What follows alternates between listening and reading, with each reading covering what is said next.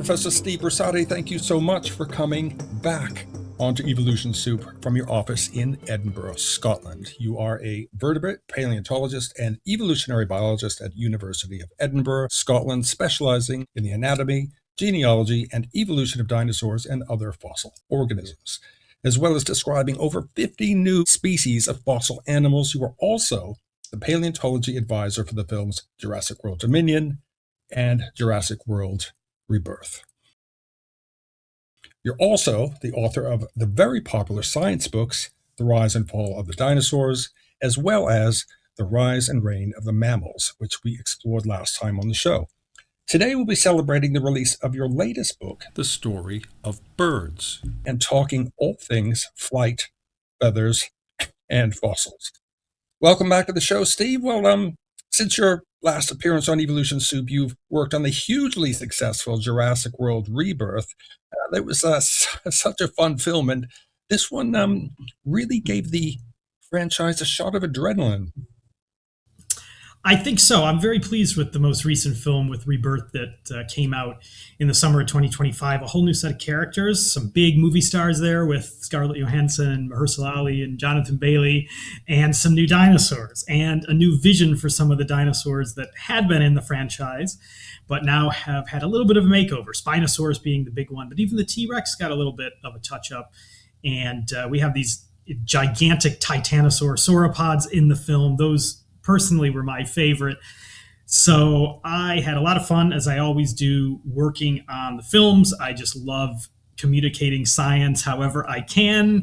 I love teaching here at the University of Edinburgh, but I especially love when I can get out of the university and make an impact other ways and reach the public when it comes to science. And that's what the new book's about. I'm just going to show you. So you mentioned The Story of Birds, and this is what it's going to look like. This is the US cover, the one with all the different birds and dinosaurs. This is the UK cover.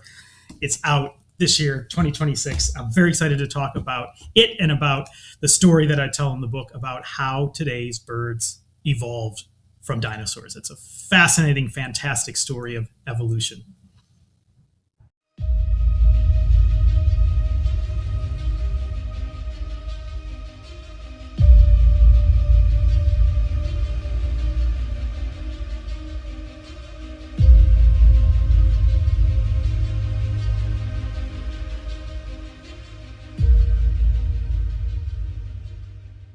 Well, I think that most people know that birds not only evolved from dinosaurs, but that birds are dinosaurs. There is, however, still a lot of misunderstanding about how all this happened.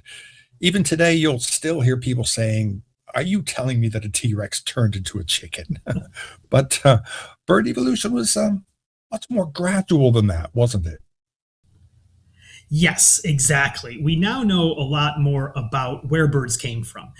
And in fact, as a scientific community, people have been debating about where birds have come from for a long time, long before the current generation of scientists. And it's back in the 1860s, right after Darwin published The Origin of Species, that the idea that today's birds are a type of heavily modified reptile that had something to do with dinosaurs. It's then that this idea entered the scientific consciousness. And through Thomas Henry Huxley, Darwin's bulldog, the great disciple of evolution, one of the great public science communicators of his day, he talked about this idea that birds came from dinosaurs in a whole series of public lectures. So this was a pretty well-known idea back in England at that time where they were based, but then it became a more widely known idea. There were scientists in America like Cope, Edward Drinker Cope of Bone Wars fame, who are also noting similarities between dinosaurs and birds.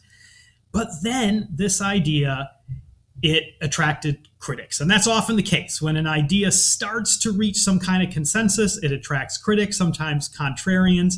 And then for many decades, this idea that birds came from dinosaurs, it fell out of favor until the 1960s, really, when John Ostrom discovered Deinonychus, this incredible raptor dinosaur in Montana, a very bird-like, active, energetic, agile dinosaur that reignited the dinosaur-bird connection. And then in the 1990s, really, it was proven beyond any reasonable doubt when there were dinosaur fossils covered in feathers found in China. And we now have thousands of fossils of feather-covered dinosaurs. And this is starting, I think, to reach the public consciousness again. And we saw it in Jurassic World Dominion. We have a raptor dinosaur in the film, Pyroraptor, covered in feathers. It has wings. There are a few other feathered dinosaurs in that film. So gradually, this is starting to come back to the public. But I think you're right that there still are a lot of misconceptions. And there's still a lot of people out there that when you say birds are dinosaurs, it's something that just seems like it doesn't compute. It just seems weird. Like, wait, what do you mean birds are dinosaurs? Okay, this must be scientists that are playing a little bit of a game, changing the names of things, trying to get one over on you. But no, it's not. And really the idea is very straightforward. And it's what Huxley first recognized in the 1860s. And that is that today's birds evolved from dinosaurs. They are part of the dinosaur family tree, and that makes them dinosaurs by definition. They have all of the classic features of dinosaurs that the other dinosaurs had. The open joint in the pelvis that allows them to walk more upright, the extra backbones linking the hip to the body, and many other things that make dinosaurs dinosaurs. And so if this idea is weird, and I understand it's weird because when we think of dinosaurs, we think of T-Rex, of Brontosaurus, of these enormous behemoths. But birds did not evolve from those animals. Those dinosaurs are their cousins. The same way that a whale or an elephant is a cousin of ours as a mammal. We did not evolve from those animals. And when it comes down to it, we should really think of birds the way that we think of bats. And bats are, as we discussed last time, back with my mammal book, we talked a bit about bats when I was on the show. And bats are a mammal. Of course they're mammals. They evolved from other mammals. They're part of the mammal family tree. They have all the classic features of mammals. They have hair. They feed their babies milk. They have molar teeth. They are mammals, but they are just a strange type of mammal that got small and developed wings and evolved the ability to fly. And birds are the dinosaur equivalent of that. They are a strange type of dinosaur that got small, developed wings, evolved the ability to fly. But the difference, of course, is that birds are the only dinosaurs that have survived the gauntlet of extinctions and asteroids and volcanoes and climate change to reach the modern day. They are the only modern surviving dinosaurs, but they are part of the family. They are dinosaurs the same way that a T-Rex or a Brontosaurus is. Well, we can't really discuss the emergence of birds without talking about the evolution of feathers and flight. Let's talk about feathers first. Steve, how far back do feathers go, and why could they have evolved in the first place? The first thing we got to recognize is that the evolution of birds was a long, gradual, piecemeal process. It wasn't like a T-Rex just mutated into a chicken one day or in the span of a few generations. No, this was a long, drawn-out process, and feathers and flight, the origin and the evolution of both of those things, really exemplify how birds evolved and how it was a gradual process that unfolded over tens of millions of years of evolution. Feathers today are utterly unique to birds among modern day animals. No frog has a feather, no mammal has a feather, no crocodile has a feather. So feathers are a calling card, really, of birds. But we now know from fossils that many dinosaurs had feathers as well. This is, of course, some of the prime evidence that birds evolved from dinosaurs. But the fossils tell us more than just that factoid that birds came from dinosaurs. These fossil feathers help tell us the story of how birds evolved from dinosaurs and how flight started. And the first thing that we see with the fossil record now is that lots of different dinosaurs had feathers. Feathers were probably a normal thing for dinosaurs. Where we have these really unique fossil localities where entire ecosystems were buried quickly by volcanoes like you see in parts of China, and all the soft tissues, or at least many of the soft tissues like feathers and skin, were locked into stone, that gives you a snapshot of which animals actually had feathers. And we see that there were many dozens of dinosaurs from those fossil sites that had feathers. There's big ones and small ones. Yeah, there's a lot of them that are the size of dogs or even smaller, but there's even a tyrannosaur with feathers that was like 30 feet long and weighed more than a ton. There are dinosaurs that ate meat that had feathers, but even some plant eaters. So when you map it out onto the family tree of dinosaurs, really the conclusion there, the realization is that the common ancestor of all dinosaurs probably had feathers. But these feathers were not exactly like the feathers we know in birds today. They were not the kind of feathers that made up a wing that these dinosaurs could use to fly. They looked like little hairs, simple little strands, hollow inside, made of a really hard, pliable protein. And these dinosaurs couldn't fly with these feathers any more than we can fly with our hair. Or, well, I definitely can't fly with mine, I'll tell you that. But no mammal can just take to the skies with their hair. So feathers probably first evolved in dinosaurs for something like insulation or warmth to keep body temperature constant. We don't know for sure, but what we do know definitely is that feathers could not have first evolved for flying. They were too simple. Now, most dinosaurs kept those basic, simple feathers. And probably most dinosaurs had some type of hairy little plumage coming out of their skin.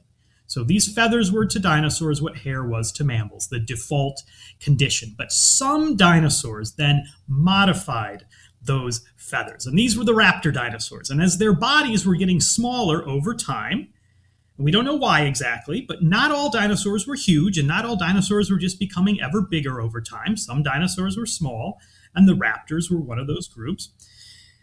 As the raptors were becoming smaller, they were packing those feathers ever more densely all over their bodies, and some of those feathers started to branch out. They turned from simple hairs into brushes. And some of these raptors started to line up their feathers on their arms. And these feathers not only branched out, but they flattened out. And they got a central shaft, and they got a vein sticking out from both sides of the shaft. In other words, a classic quill pen feather. These feathers made wings, and we see this. We see fossil dinosaurs with wings, with quill pen feathers sticking out of their arms in the same arrangement as birds today. But what's really, really intriguing and frankly pretty weird about some of these dinosaurs is that we see the first wings in dinosaurs that were the size of sheep up to about the size of horses. Those wings are only about the size of my laptop screen here. So, just by the laws of physics, a wing that small could not keep a body that big in the air. So wings must have evolved for something else too. We don't know what exactly, but we can tell that many of these feathered dinosaurs had very flamboyant colors and flamboyant patterns on their feathers. We actually have the melanosomes, the pigment vessels, in some of these fossil feathers. So it makes sense that maybe wings first evolved as a display structure, basically an advertising billboard sticking out of the arms of some of these dinosaurs to attract mates, to intimidate rivals. And then at some point, really by accident, a threshold was crossed. Remember, the bodies of these raptors were getting smaller over time for whatever reason. We don't know why, but it was happening. And oftentimes with display structures, they get more ornate over time as sexual selection shapes organisms to become more attractive to mates or scarier to rivals. So you can imagine that at some point, this threshold was crossed. The body was small enough, those advertising billboards were big enough, and just now by the simple laws of physics, if this little raptor dinosaur moved those arms, it would have got a little bit of thrust, a little bit of lift out of those billboards. And those are the aerodynamic forces that can make an animal airborne. And at that point, natural selection could start shaping these dinosaurs to the air. It could start shaping them into ever better flyers. But really this process, it took tens of millions of years, and all the different things that birds need to fly today, whether it's feathers and wings, but also wishbones and hollow bones and large breastbones with huge chest muscles and long arms and so on. We can list dozens of features, things that birds need to fly. They didn't all evolve at once. They didn't all evolve in tandem. They didn't all evolve for flight. We can see that most of them evolved in a whole series of dinosaur ancestors, probably for many different reasons. So the origin of flight was something that was gradual. A flying bird was assembled piecemeal by evolution. There was no long-term direction to this. It's not like back in the Triassic period, some grand designer flipped a switch and said, someday these dinosaurs are going to fly. No. Natural selection was just fitting these dinosaurs to their own time and place. And what emerged from that was a small dinosaur with feathers, with wings that can now move those wings to get a little bit of activity in the air. And that's how flight was born, basically by accident.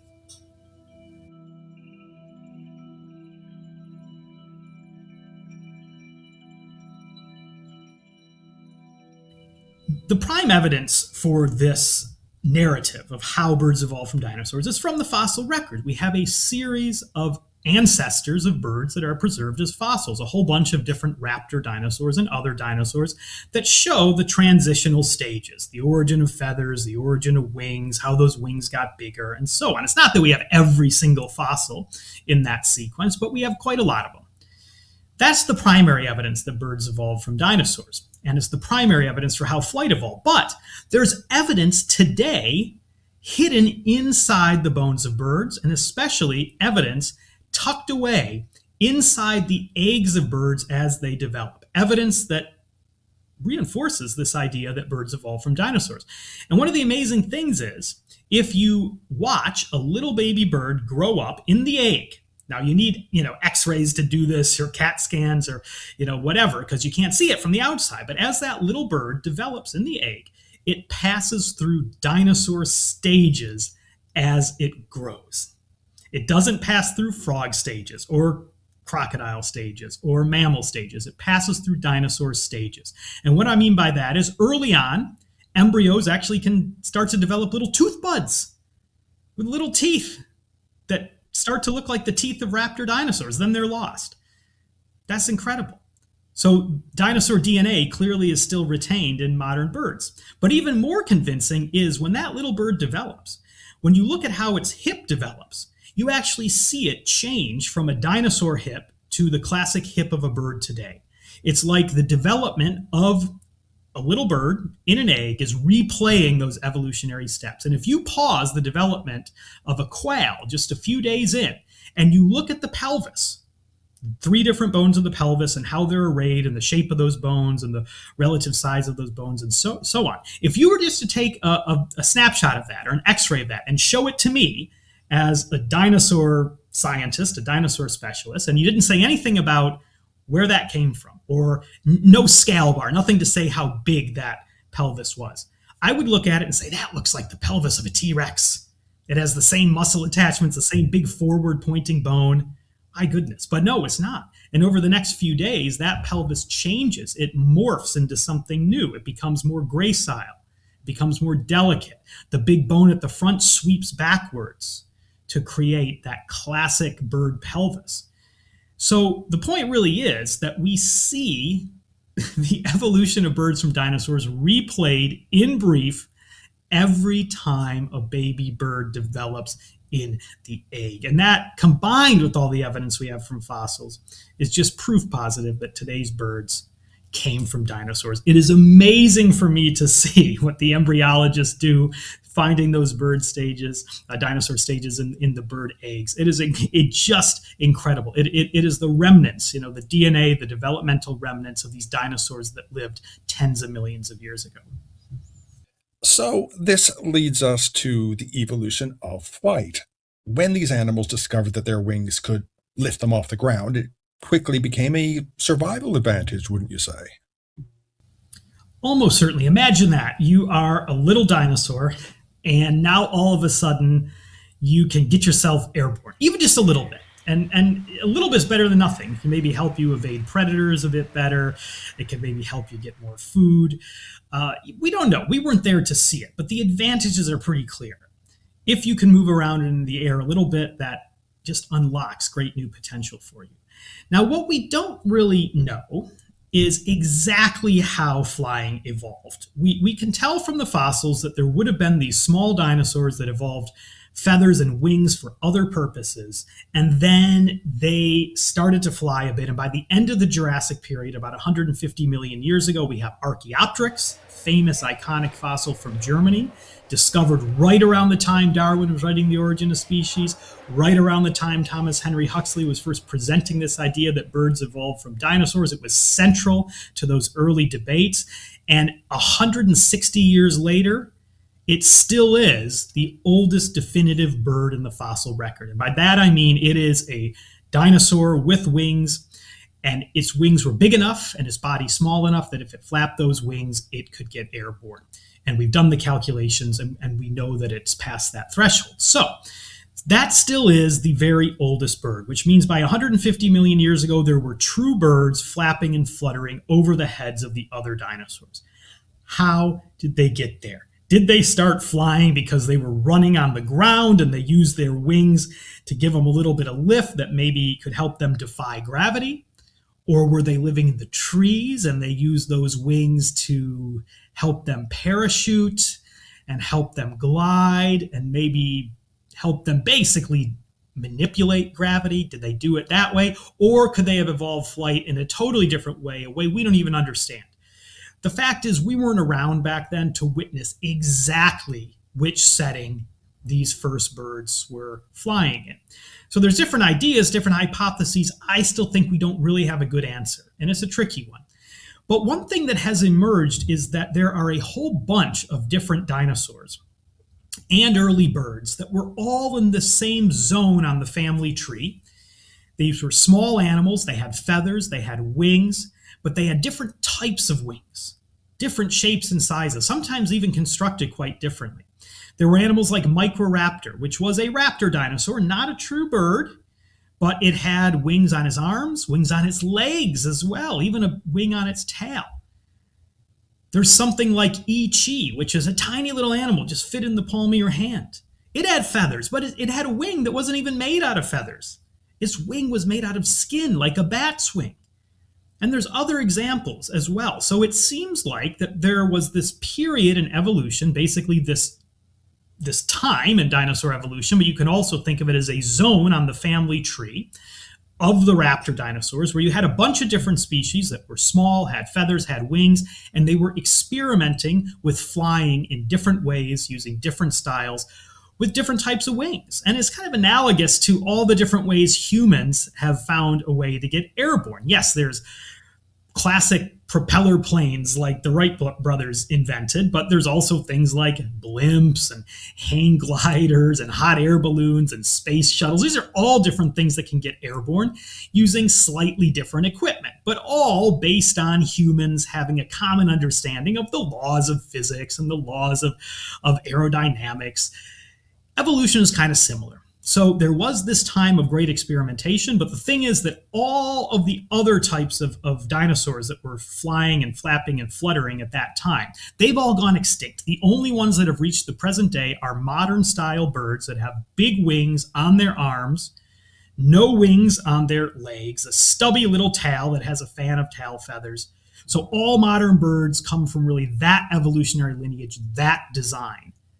But that conceals, what we see in the modern day conceals the great diversity of experimentation of different types of flyers in the past over the history of dinosaur evolution. And there's only these rare fossils, a fossil found here, a fossil found there, a chance occurrence. Oh, here's a dinosaur with a bat wing. What is that? We didn't expect that. So who knows what the most recent, the newest discoveries will show. The story's always liable to change. We're confident birds evolved from dinosaurs, no real question there. But when it comes to the details of exactly how flight evolved and maybe how many times different dinosaurs took to the air, we're still working those out. That makes the science incredibly fun because it's not all settled. We don't know everything. There are still mysteries out there to be solved. In your previous book, The Rise and Reign of Mammals, you explained how mammals survived the great catastrophe that killed off the dinosaurs. But people forget that birds were also just as lucky, isn't that right?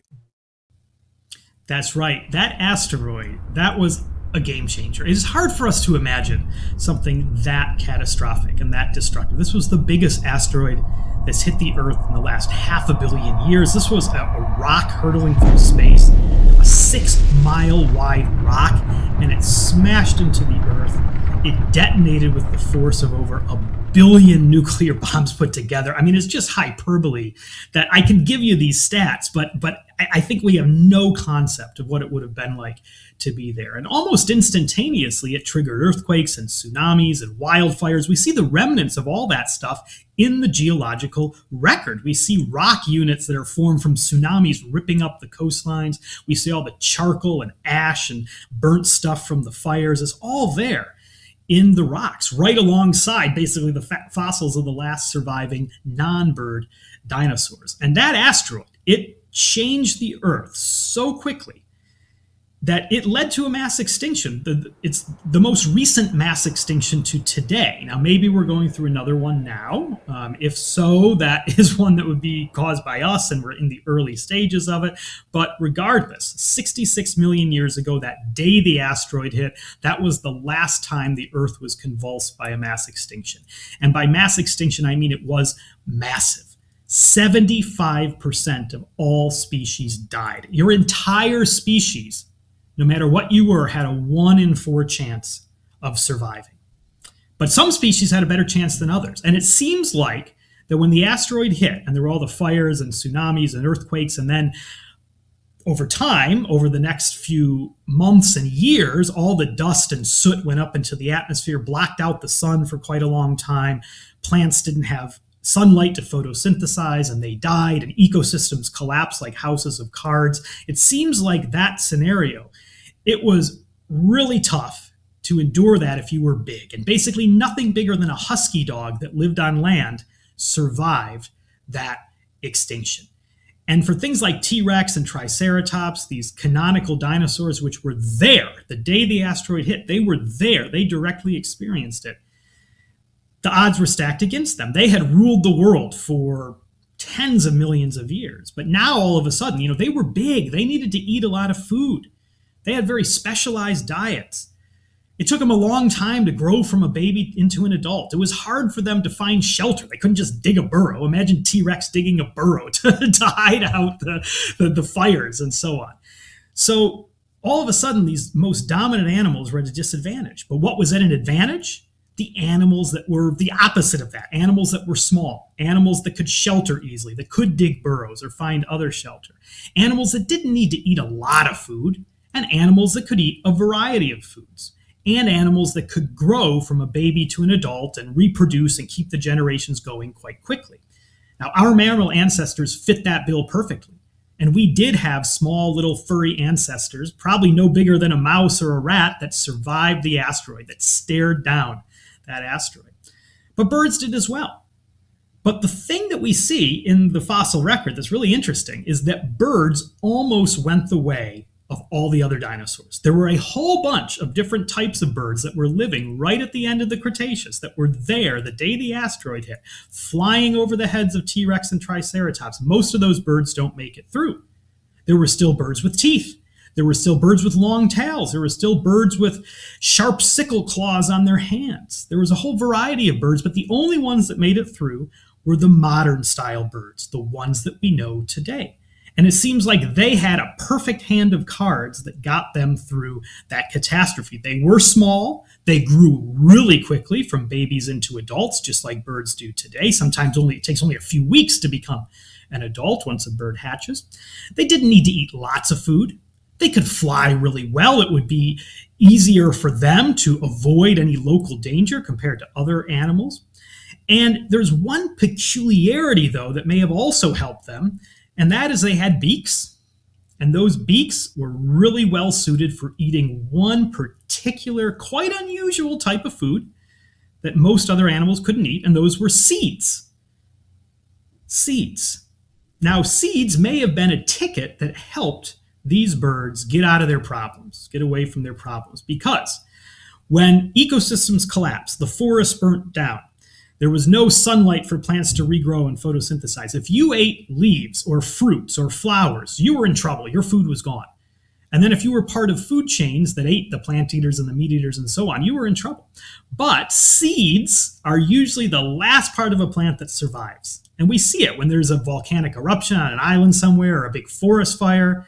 Seeds survive, even the worst catastrophes. And that's how rebirth happens. So for those few years when the earth was dark and cold, if you could eat seeds, that may have been your ticket to survival. In addition, again, to being small and being able to grow fast and being able to fly well and so on. So that's why we think that modern style birds were the only dinosaurs to make it through, but it was close. When these extinctions happen, the earth basically becomes a fickle casino. It's a game of chance. Luck plays a big role, timing and circumstance. And if things turn out even just a little bit differently, who knows? All birds may have gone the way of their dinosaur cousins, and the world today might be very different. And if anyone thinks that fossils of ancient birds like Archaeopteryx are no longer being found, I would have to point them to China, where fossil birds are being excavated almost every month. Isn't that right? That's right. And I would wager that right now, as we're talking, or right now, as you're listening, no matter who you are, or where you are, or what time of day you're listening, there is a farmer somewhere in China that is either finding a new fossil of a feathered dinosaur or a primitive bird, or has a new one in their home that they're getting ready to take to a museum. The pace of discovery, especially in China, is phenomenal. And the key thing is that in the mid 90s, farmers in northeastern China, in Liaoning province, way tucked up, right up against North Korea, okay, far off the tourist trail. This is a land of factories, of rolling hills, and it's farm country in many ways, except for the rolling hills. It's quite similar to where I grew up in Illinois, just rural area surrounded by fields. Farmers are the lifeblood of the economy. And in the 90s, farmers started to find these fossils of feather-covered dinosaurs. And what happened was, back in the Cretaceous period, there were these volcanoes that erupted and buried entire ecosystems, captured them as a freeze frame, locked in the fine details of preservation, similar, not exactly the same, but similar to when Mount Vesuvius erupted and it covered up Pompeii, and you got that city just frozen in time. And so that means there are so many fossils in this part of China. They're well preserved. They have details of the soft tissues like feathers. And as farmers explore more of the land, they find more fossils. Some of the first ones, way back in the 90s, were things like Sinosauropteryx and Caudipteryx. These were some of the very first dinosaurs that were found with feathers, with simpler feathers, feathers that couldn't be used to fly, but feathers that showed that, yeah, dinosaurs did have feathers, that this connection with birds was real. Then later on, people started, of course, find more feathered dinosaurs. People started to find proper birds as well, because by the Cretaceous, you had true birds. The feathered dinosaurs would not have been the ones that directly evolved into birds, because there were already birds with them, but they were cousins, basically holdovers of those raptor dinosaurs that back in the Jurassic gave rise to birds. So you started to see the discovery of a lot of true birds, Cynornis, Confuciusornis, and a whole troop of these new birds called enantiornithines, the opposite birds, ones that were true birds that could flap and fly their wings, but they had long tails and they had teeth and they had big claws on their hands. So there was this whole menagerie of feathered dinosaurs and birds in the Cretaceous, and what we see in China, it reveals it to us. And I've been very, very, very, very, very, very fortunate to work with a whole wonderful group of Chinese colleagues, particularly Junchong Liu, my dear friend who passed a few years ago. But Junchong was one of China's great dinosaur hunters, along with folks like Xu Xing and Zhou Zhonghe and many others, and now many of their students as well. I've been very fortunate to be able to work on some of these fossils, to visit many of these Chinese museums, to work alongside my Chinese colleagues, and to be invited to help study some of these dinosaurs with feathers. And my favorite will always be Zhenwanlong. It's the one I opened The Rise and Fall of the Dinosaurs with, the story of going to China to study it. And I write about it in the Story of Birds as well. The first time I really saw a dinosaur with a wing up close. This is a raptor dinosaur, a close cousin of Velociraptor. But it has wings on its arms, it has feathers all over its body. They're preserved in glorious detail, discovered by a farmer, secured for a museum. Junchong Liu was called in to study it. Junchong knew that I studied some of these dinosaurs for my PhD dissertation, and so he invited me. That's how a lot of science works. You work with your friends, you have some expertise that can be useful in a certain project, and if you're lucky, you get an invitation. And so I found myself in China, in this small museum, being led into this room where this fossil is sitting on a table. It's a big slab of limestone, about the size of a coffee table, let's say. And this beautiful skeleton is in the rocks. The bones are chocolate brown in color, standing out from that dull limestone. And there's feathers all around him. And there's wings on the arms. And it is fabulous. It is like something you see in an art museum. It's so beautiful. And the moment I saw that dinosaur, I already knew, of course, that birds evolved from dinosaurs. I had studied this for my PhD dissertation. My PhD was all about building a family tree of dinosaurs and slotting in birds to understand their origins and their closest relatives. I had already seen dinosaurs with feathers. That was all kind of old news to me. But the moment I saw this one, it was just so gloriously preserved. It all just kind of clicked that, okay, I knew intellectually that birds evolved from dinosaurs, but my goodness, here it was right in front of me, this incredible fossil, the transitional species, evolution caught in action, a raptor dinosaur, but one that was really looking like a bird with those big wings. And that was a wonderful experience. The only other time I think I've rivaled it is when I studied another Chinese fossil we call baby yingling, and this is an embryo of a little dinosaur preserved inside its egg.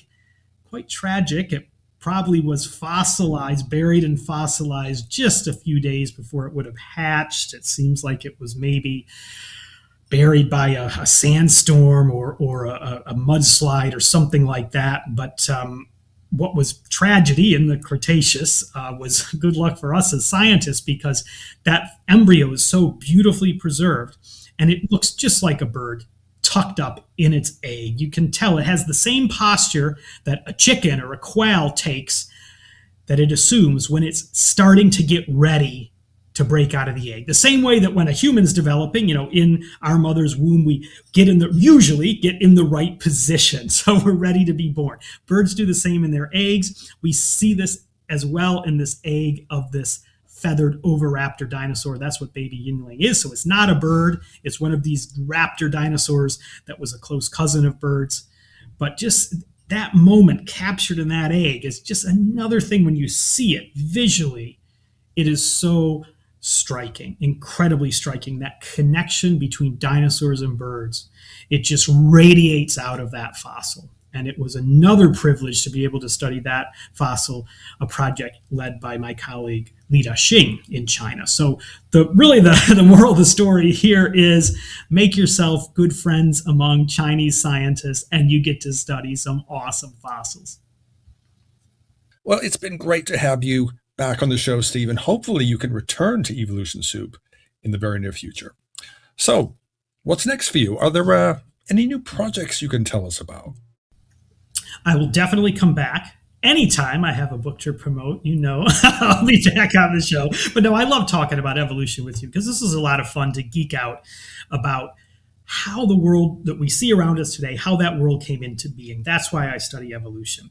And so I love looking for those connections between fossils and modern species. And that explains one of the big projects we're working on in my lab now. It's part of a much larger collaboration. But we're studying how cognition and senses and intelligence have evolved over time in vertebrates as a whole, but particularly in birds. And this is a project that it's led by a colleague of mine in Sweden, Matthias Osvath. He's a cognitive zoologist. He's the kind of guy, he has a raven enclosure, Matthias and his wife Helena, on their farm outside of Lund in Sweden. This is a beautiful facility where they have ravens and they put the ravens through different tests. They put mirrors up to them and give them stuff to make tools with and so on. And they observe what the ravens are capable of. So they do this kind of work, not just with ravens, but with other birds, with birds like emus or jungle fowl, which are the ancestors of chickens. They even do these kind of things with crocodiles and with lizards. So they love to study the cognition of modern day animals, what modern day animals are capable of. And often modern day animals are capable of a lot more than we give them credit for. And I think nothing more so than birds. I mean, birds are incredibly intelligent.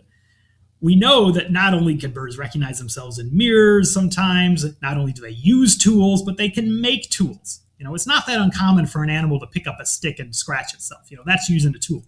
But some of these corvids, the crow group, they can actually fashion tools out of stuff they find in nature or stuff they're given in the lab. That is really something that really only humans and maybe a few other, primates can do.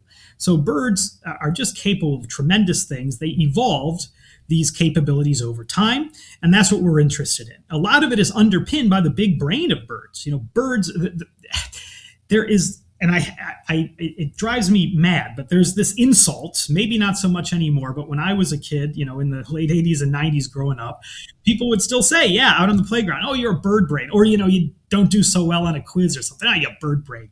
I can think of no more unfair, no more ridiculous zoological slur than this, because birds are really smart.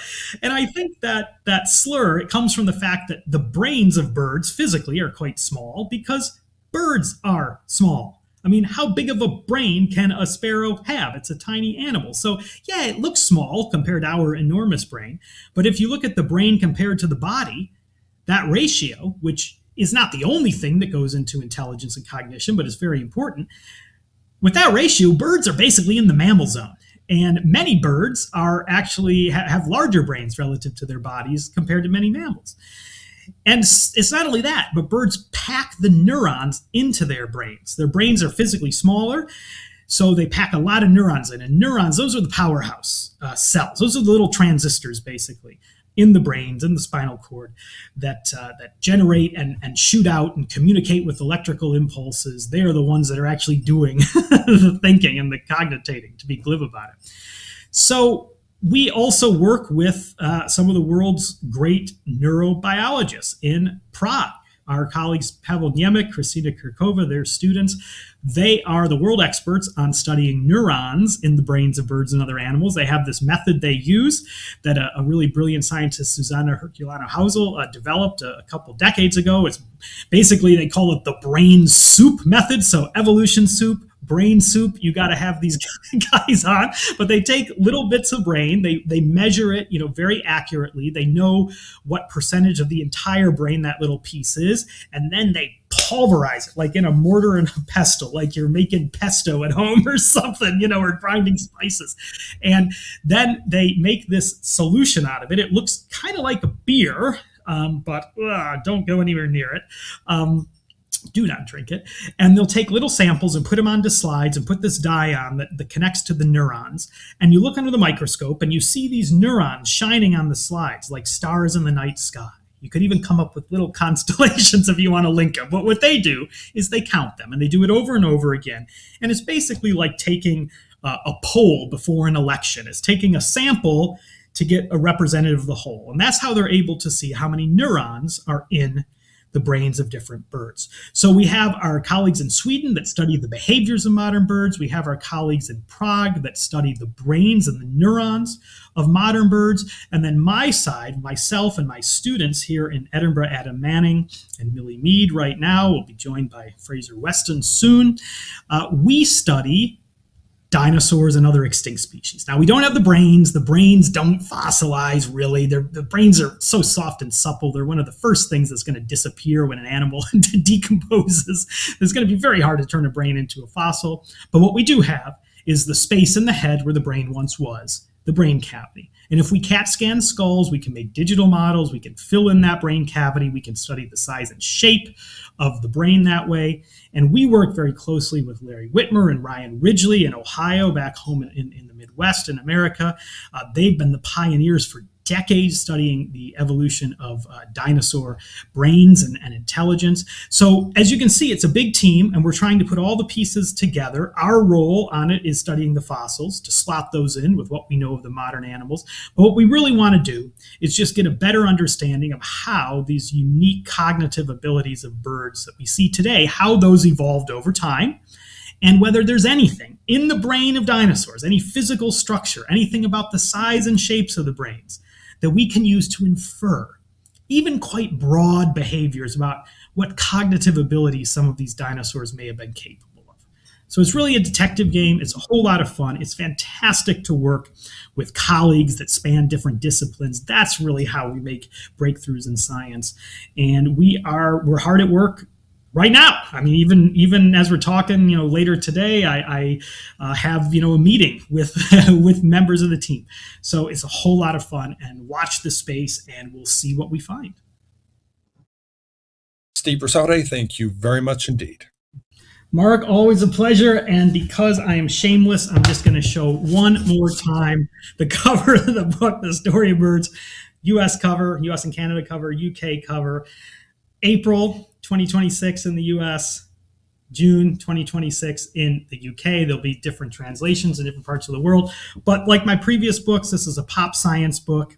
It's meant for everybody. It's not an overly academic book. And I hope that it does a nice job of telling the story of birds, where they came from, how they've evolved. And more than anything, I hope that when you read the book, the next time you see a bird at your window, the next time a gull dive bombs you and tries to take your French fries, the next time you're out bird watching, you're at the zoo, you see your friend's parakeet, or you see that chicken dinner on your plate, that you can look at those birds and experience them, enjoy them, revel in them as real, true, living dinosaurs.